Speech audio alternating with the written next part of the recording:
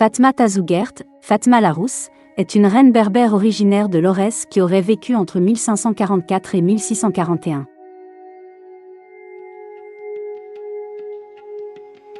La vie de Fatma Tazougert est relatée à travers des poèmes et des chansons du terroir chaoui, qui la décrivent comme étant une reine belle et rousse.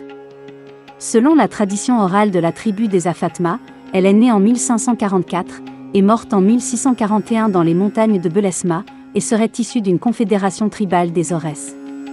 D'après le poète Mohamed Nadir Sebae, en 1566, elle aurait conquis les villes de Marrakech, Meknès et Fès. Cet événement aurait inspiré Al-Medjoub, un poète soufi originaire d'une famille berbère du Maroc, qui lui adressa un pamphlet.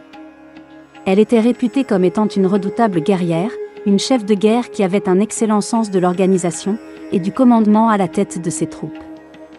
Habillée en hoplite, elle restait libre tout en dirigeant la multitude et exerçait sur les montagnards un incontestable ascendant. Elle est aussi décrite comme une grande prêtresse et guérisseuse qui aurait su guérir les maladies par l'usage des plantes et chef de guerre. Fatma Tazougert aurait notamment unifié les tribus berbères et celles arabisées et constitué un conseil de sages exclusivement représenté par des femmes.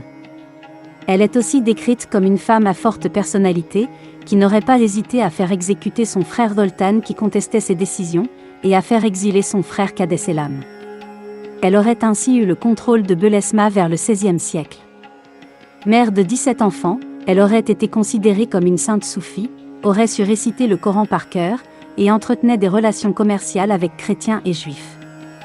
Un hommage lui fut rendu par la poétesse Chaoui Kouka Boudjenit. Les Et Fatma de Merouana seraient des descendants de cette femme.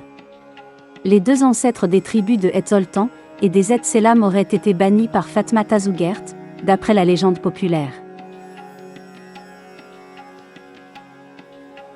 Malgré les affres du temps, et grâce à la mémoire de la population et aux poèmes, son souvenir s'est immortalisé et a pu voyager à travers le temps.